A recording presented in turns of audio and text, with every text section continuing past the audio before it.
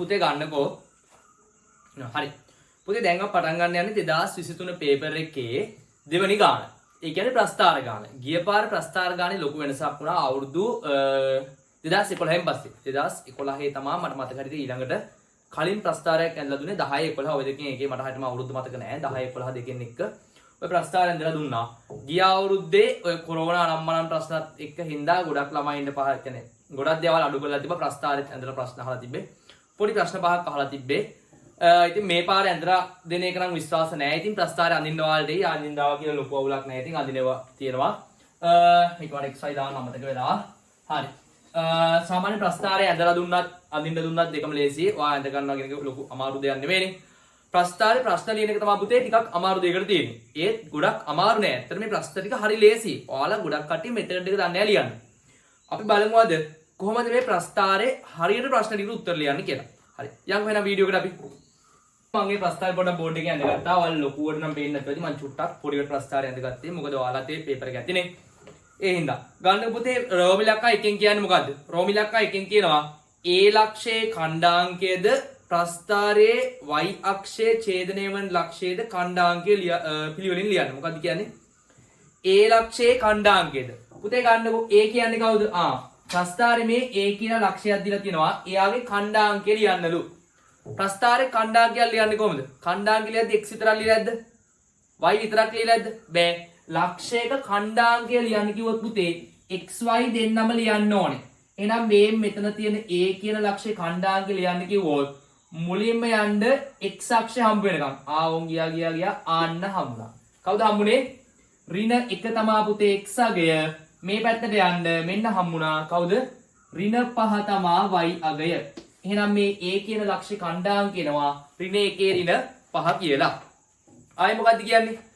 A ලක්ෂයේ ඛණ්ඩාංකයේද ප්‍රස්ථාරය y අක්ෂයේ ඡේදනය වන ලක්ෂයේ ඛණ්ඩාංකයේද. පුතේ ප්‍රස්ථාරය y අක්ෂයේ ඡේදනය වෙන. ඒ කියන්නේ මේ ප්‍රස්ථාරේ y අක්ෂයේ කැපෙන තැන. මේ මෙතනින් කැපෙන්නේ. මෙතන ඛණ්ඩාංකේ. එතන ඛණ්ඩාංකේ කියන්නේ කීයද? බිඳුවේ ඍණ 8. එහෙනම් මෙතන ඛණ්ඩාංකය වෙනවා පුතේ බිඳුවේ ඍණ 8 කියලා. ඕන් ඛණ්ඩාංක දෙක. A ලක්ෂයේ ඛණ්ඩාංකය ආව ඍණ 1 ඍණ 5 කියලා. මෙතන ප්‍රස්ථාරයේ y අක්ෂයේ කැපෙන තැන ඛණ්ඩාංකය වෙනවා බිඳුවේ ඍණ 8 කියලා. යම්කෝ දෙවෙනි ප්‍රශ්නෙට ප්‍රස්ථාරය ඇඳි y සමානයි fx සිතයේ fx සමානයි බිඳුව. ඒ කියන්නේ fx සමානයි බිඳුව සමීකරණයේ මූල. පුතේ අහන්නකෝ y සමානයි fx ලු. fx සමානයි බිඳුවේ මූල ලියන්නලු. ඒ කියන්නේ මොකද්ද? එහෙනම් ඕකේ තේරුම මොකද්ද? fx බිඳුවට සමාන කරනවා කියන්නේ y කෙලින්ම බිඳුවට සමාන වෙනවා නේද? y සමානයි fx බිඳුවයි නම් y බිඳුවයි. එහෙනම් y බිඳුව වෙනවා කියන්නේ ප්‍රස්ථාරයේ y අක්ෂයේ බිඳුව. මේකනේ y අක්ෂයේ. y අක්ෂයේ බිඳුව කැපෙන තැන් දෙක කියන්නේ ප්‍රස්ථාරේ මොනවද දෙකද? ප්‍රස්ථාරේ මූල දෙක. පුතේ ප්‍රස්ථාරේ මූල දෙක කියන්නේ මෙන්න මේ තැන් දෙක. ඒ කියන්නේ ප්‍රස්ථාරේ මූල දෙක ලියන්න කියන්නේ එක මූලයක් ඍණ දෙක. එක මූලයක් පුතේ ඍණ දෙක. අනිත් මූලේ 4 ධන 4. එහෙනම් මම ලියන රෝම ඉලක්කම් දෙක දාලා ප්‍රස්ථාරයේ මුල් දෙක මොකද්ද? එකක් x සමානයි ඍණ 2 අනිත් මූලය තමා x සමානයි ධන 4. ඕම් ප්‍රස්ථාරයේ මූල දෙක. හරිද පුතේ? හරි. ඊට පස්සේ මොකද්ද කියන්නේ? රෝම ඉලක්කම් 3. ශ්‍රිතය ඍණව වැඩිවන x අගයේ ප්‍රාසය ලියන්න. ශ්‍රිතය ඍණව වැඩිවන. ඒ කියන්නේ අහගන්නකො මම ප්‍රස්ථාරයේ බෙදනවා පුතේ කෑලි 4කට. අහගන්න. චුට්ටක් මම මේ වැඩිපුර දාපු ටික මකන්න ඕනේ නැහැ. කොහොම තියන්නම්කො. පොඩ්ඩක් මේ කෑල්ල විතරක් මකන්නම්. ඔය කෝඩ් එක විතරක් මකන්නම්. ඊටු ටික කොහොම තිබ්බද? හරිද? අහගන්නකො. ප්‍රස්ථාරය ඍණව වැඩිවන x අගයේ පරාසය. ප්‍රස්ථාරය ඍණව වැඩිවන. අහගන්න හොඳට. පුතේ මම ප්‍රස්ථාරය බෙදනවා කොටස් 4කට. මේ x අක්ෂයෙන් උඩ ටික ධනයි කියලා කියනවා. මෙයා ධනයි. එහෙනම් මේ පැත්තත් x අක්ෂයෙන් උඩ ධනයි. x අක්ෂයෙන් පල්ලෙහා මේ පැත්තත් ඍණයි. එහෙනම් මේ පැත්තත් ඍණයි. x අක්ෂයෙන් උඩ හිටියොත් ධනයි යට හිටියොත් ඍණයි. කියන්නේ ශ්‍රිතය ඍණව වැඩි වන x අගයේ පරාසය. ශ්‍රිතය ඍණව වැඩි වෙන. චුට්ටක් එන්න මෙතන වාත් එක. ඕම් බලන්න පුතේ මෙතන ඉඳන් මෙතෙන් එනකම් මොකද වෙන්නේ? ප්‍රස්ථාරේ අඩු වෙනවා. රූම් ගාලා මෙතෙන් එනකම් අඩු වෙනවා. පුතේ අඩු වෙන්නේ කොතන ඉඳන් කොතෙන්ද? මෙතන ඉඳන් මෙතෙන්ද. හැබැයි අඩු වුණාට මේ ඉන්නේ ප්‍රස්ථාරේ ඉරෙන් උඩනේ. x අක්ෂයෙන් උඩ. x අක්ෂයෙන් උඩ නම් අපි ධන කියනවා. එහෙනම් මෙතන ඉඳන් මෙතෙන් එනකම් ප්‍රස්ථාරේ කොහොමද අඩු වෙන්නේ? ධනව අඩු වේ. ධනව අඩු වේ. එහෙනම් පුතේ මෙතන ඉඳන් මෙතෙන්ද මොකද වෙන්නේ? මෙතන ඉඳන් මෙතෙන්ට මෙනකම්. මෙතෙන්ට කියන්නේ මම හිතන්නේ එක ගාවින් කැපෙන්නේ. හරිද? බලමු මම එද ප්‍රස්ථාරේ පෙරක එක ගාවින් තමයි. බලවත් ඇද වෙලාවක් දන්නේ නැහැ නේ. හරි. එහෙනම් පුතේ මේ මෙතන ඉඳන් මෙතෙන් එනකම් ප්‍රස්ථාරේ කොහොමද අඩු වෙන්නේ? මෙතන ඉඳන් මෙතෙන්ට ධනව අඩු වෙනවා. එහෙනම් මෙතන ඉඳන් මෙතෙන්ට අඩු වෙනවා තමයි. ඉන්න පැත්ත මොකද්ද? ඍණ පැත්ත. එහෙනම් ඍණව අඩු වෙනවා. මෙතන ඉඳන් මෙතෙන් එනකම් පුතේ ප්‍රස්ථාරේ ඍණව අඩු වේ. ඍණව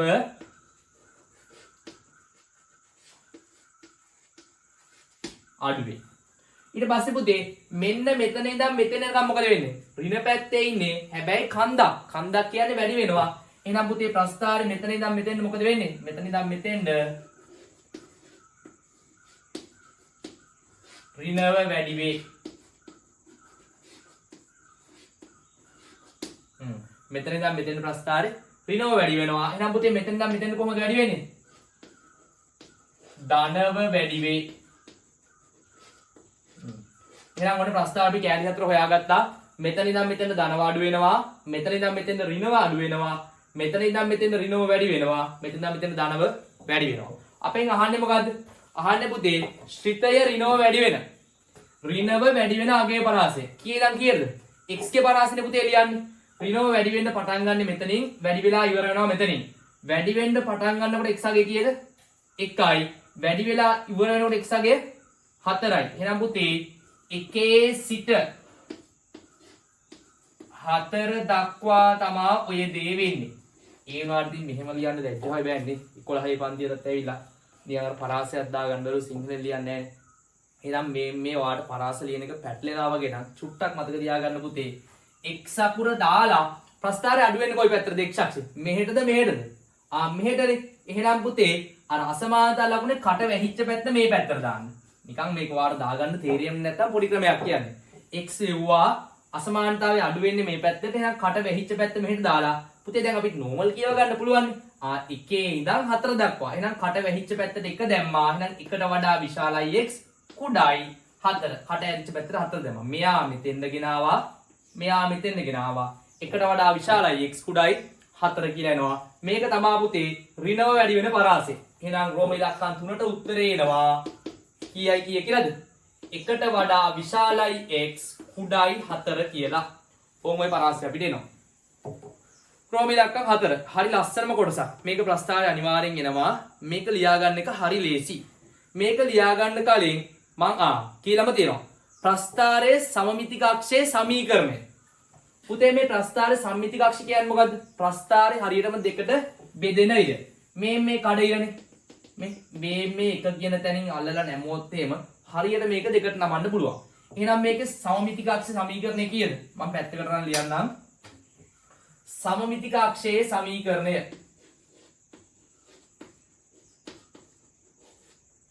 සමමිතික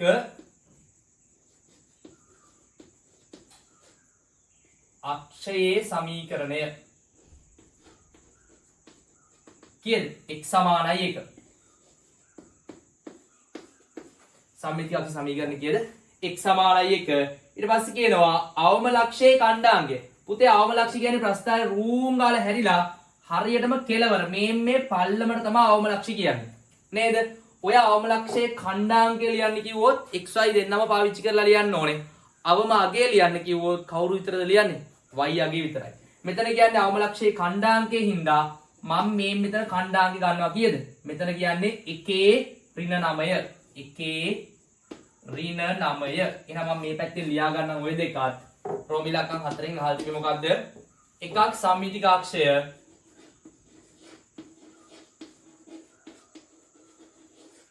සාමිතික අක්ෂය x සමානයි 1 ඊළඟ එක තමයි මොකද්ද අවමගය නේ අවමගය මොකද්ද පුතේ 1 ඍණ 9 ඕම් ඔය දෙකනේ අහලා තිබ්බේ හරිද හරි ඊට පස්සේ අපිට කියන්නේ මේ ආකාරයෙන් ලියන්න හොඳට අහගන්න මේ ආකාරය චුට්ටක් ඔයාලට කියනවා y සමානයි x ධන a ගේ වර්ගය ධන b ආකාරයෙන් ලියන්න කියලා කියනවා මම ඕකට පොඩි ක්‍රමයක් කියනවා හොඳට අහගන්න මේක අමාරුයි නම් මේ ක්‍රමය අල්ලගන්න මාරම ලේසි හරිද අහගන්නකෝ මම මේ මෙතනින් දා ගන්නවා ධනයි ඍණයි කියලා මෙන්න මේ ඉස්සරහින් දාගත්තා y x වරහන් ඉස්සරහින් මෙයා ධන හෝ ඍණ මෙතනත් ධන විතරනේ තියෙන්නේ ඍණ දාගත්තා මෙතනත් ඍණ කියලා දාගත්තා මොකද්ද මේ කරන්නේ ආහන් එන්නේ පුතේ මේ මෙතන දණ්ඩට තීරණය වෙන්නේ ප්‍රස්ථාරයේ හැඩය මත මෙතන ධනද දාන්නේ ඍණද දාන්නේ කියලා තීරණය කරන්නේ ප්‍රස්ථාරයේ හැඩය ප්‍රස්ථාරයේ හැඩය අවමයක් නම් මෙතෙන්ට දාන්න මම මෙතන ලියන්නම් ප්‍රස්ථාරයේ අවමයක් නම් පුතේ දාන්න ධන ප්‍රස්ථාරයේ උපරිමයක්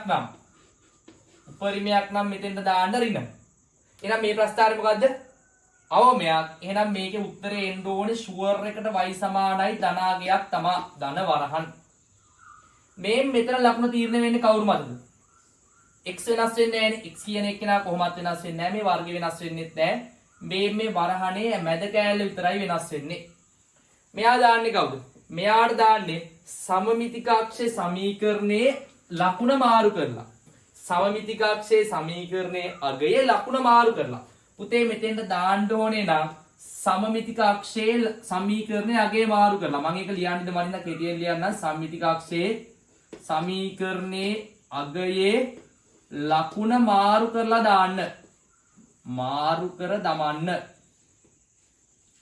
එහෙනම් පුතේ සමමිතිකාක්ෂ සමීකරණයේ x සමානයි ධන 1 එහෙනම් කොල්ලෝ මෙතෙන්ට දාන්න ඕනේ කීයද ඍණ 1 කියලා මෙතන දාන්න ඕනේ කවුද ඍණ 1 සමමිතිකාක්ෂ සමීකරණය බැලුවා x සමානයි ධන 1 දැම්ම මාරු කරලා ඍණ 1 හරිද දැන් මෙයා නිතරු මෙයා කියන්නේ කවුද මෙයා කියන්නේ ප්‍රස්ථාරයේ අවමයක් නම් අවම y අගය උපරිමයක් නම් උපරිම y අගය ඉතින් මේ ප්‍රස්ථාරයේ අවමයක් නේ පුතේ අවම ලක්ෂ්‍ය y අගය කීයද මේ අවම ලක්ෂ්‍ය ගාවට ගියා y අගය ඍණ 9යි එහෙනම් පුතේ මෙතෙන්ද දාන්න ඍණ 9 උත්තරේනවා y සමානයි x ඍණ 1 වර්ගයේ ඍණ 9 මොකද කරේ y සමානයි ධන හෝ ඍණ දදා ලියාගත්තා මේ ධන හෝ ඍණ රඳා පවතින මොකක් මතද හැඩය මත හැඩය අවමයක් නම් ලකුණ ධන උපරිමයක් නම් ඍණ වරහන නෝමල් දැම්මා පුතේ මෙතන වෙනස් වෙනවා ආයේ මෙතන වෙනස් වෙන්නේ කවුරු මතද සම්මිතික අක්ෂය මත සම්මිතික අක්ෂයේ සමීකරණේ ලකුණ මාරු කරලා ධන එකක් නම් මෙතන දාන්නේ ඍණ එකක් මෙතන වෙනස් වෙන්නේ අවසාන පොයින්ට් එක රඳා පවතින පුතේ කවුරු මතද ප්‍රස්ථාරයේ y අගය මත අවමයක් නම් අවම y අගය උපරිමයක් නම් උපරිම y අගය මේක අවමයක් ඉඳ අවම y අගය ඍණ 9යි දැන් මරින්න 9 ගන්න බලන්න අන්තිම ප්‍රශ්නේ අන්තිමේ මොකද්ද කියන්නේ අන්තිම එකේ කියන්නේ දී ඇති ප්‍රස්ථාරයේ හැඩය නොවෙනස්ව පවත්වා ගනිමින් එය ඛණ්ඩාංග තලයේ මත ඒකක 4ක් සිරස්ව ඉහළට විස්ථාපනය කළොත් ලැබෙන ප්‍රස්ථාරයේ අවම ලක්ෂයේ ඛණ්ඩාංකය ලියා මේ ප්‍රස්ථාරය අල්ලා පුතේ කෑලි 4ක් උඩට උස්සන්නලු එහෙනම් පුතේ මෙන්න 1යි 2යි 3යි 4යි කියලා ඉස්සුවා ප්‍රස්ථාරෙ මෙතෙන්ද ඔන්න දැන් ප්‍රස්ථාරය ඕම් ඔහොම තියෙන්න ඕනේ නිකන් මම කර්ව් එකක් දාගන්නම් පොඩි ඕම් ඔය හැඩේ තමයි ප්‍රස්ථාරය දැන් කියනවා ඉස්සුවාට පස්සේ ප්‍රස්ථාරයේ අවම ලක්ෂ්‍ය ඛණ්ඩාංකය මේ මෙතෙන්ද පුතේ අවම ලක්ෂ්‍ය කියන්නේ දැන් ඕම් ඔතනනේ අවම ලක්ෂ්‍ය ඛණ්ඩාංකය ලියන්නලු මම ඕක ලියන්නම් කොහෙන්ද මෙතනින්ම ලියන්නම් අවම ලක්ෂයේ ඛණ්ඩාංකය ලියන්න කියලා කියනවා අවම ලක්ෂයේ ඛණ්ඩාංකය දැන් කීයද සමමිතික අක්ෂය වෙනස් වෙනවාද ඉස්සුවා කියලා දැන් රිලෙවෙක් පොල් ගහක තියලා ඊළඟට රිලාගේ ඇස්තේනේ රිලෙවෙක් පොල් ගහක තියලා බේන් මෙහෙම ඉස්සුවොත් එහෙම රිලව උඩින් දැන් යටින් උස්සනකොට රිලව උඩට යද්දි වෙන මොකෙක්වත් වෙන්නේ නැහනේ දැන් රිලවයි තපයි ගැට ගහලා මේ කනුව දිගේ ඉස්සුවොත් එහෙම රිලවමනේ උඩට යන්නේ ඒ වගේම වෙනස් වෙන්නේ නැහනේ ඌව මේ කනුවේ තියලා ඉස්සුවොත් වෙන කනුවකින් මතු වෙන්නේ නැහනේ ඒකට පැනලා යන්න දුන්නොත් හරි එහෙම නැත්තම් වෙනස් වෙන්නේ නැහනේ ඒ වගේ ප්‍රස්ථාරේ මෙතනින් අල්ලලා බෙහෙම කරලා ඉස්සුවොත් සම්මිතික අක්ෂය වෙනස් වෙනවද නැහැ අවමාගේ විතරයි වෙනස් වෙන්නේ එහෙනම් පුතේ මේ මෙතන ඛණ්ඩාංග කියන්නේ දැන් කීයද 1 ඍණ කීයද ඍණ 5 එහෙනම් මෙතන අවම ලක්ෂ්‍ය ඛණ්ඩාංග කියන්නේ 1 ඍණ 5 එහෙනම් දැන් අපි දන්නවා අවම ලක්ෂයේ ඛණ්ඩාංකය ලියන්න කියලා කියනවා. අවම ලක්ෂයේ ඛණ්ඩාංකය කියන්නේ 2 ඍණ 5. අවම ලක්ෂයේ ඛණ්ඩාංකය ලියා අදාළ වර්ගජ සිතේ ලියා දක්වන්න. කොහොමද වර්ගජ සිතේ ලියන්නේ? වර්ගජ සිතේ ලියන්න පුතේ ක්‍රම ගොඩක් තියෙනවා. අපිට මෙතෙන්දී යාලා පාවිච්චි කරන්න කියන්නේ මෙන්න මේ ක්‍රමය. මේ ක්‍රමෙත් වර්ගජ සිතේ ලියන ක්‍රමයක්ම තමයි. එහෙනම් පුතේ මේක විදිහට අපිට ලියුවොත් බලලා ලියමු අපි y සමානයි හැඩය මොකක්ද අලුත් එකේ අවමයක්. එහෙනම් දැම්මා දාන x කොහොමත් වෙනවා ඊළඟට මෙතන දාන්නේ මොකද්ද? සම්මිතිකක්ෂ සමීකරණ ලකුණ මාරු කරලා. පුතේ සම්මිතිකක්ෂ වෙනස් වුණාද? නෑ ඉස්සෙල්ලත් ධන 1 දැනුත් ධන 1. එහෙනම් දාන්න ඍණ 1 වර්ගය. මෙතන දාන්නේ මොකද්ද? උපරිම හෝ අවමගේ. ඒක වෙනස් වුණා. කලින් අවම y ඍණ 9යි දැන් අවම y ඍණ 5යි. එහෙනම් මෙතන දාන්න පුතේ ඍණ 5 කියලා. ඔන්න උත්තරේ y සමානයි ධන x ඍණ 1 වර්ගය ඍණ 5. එහෙනම් ඔය විදිහට අපිට 2023 පේපර් එකේ ප්‍රශ්න වලට උත්තර ටික එනවා. අපි ඊළඟ තව ප්‍රස්තාරවල ඔයාලට ගැටලු තිබ්බොත් කියන්න. ඒ ටිකට මම උත්තර තව දෙන්නම්.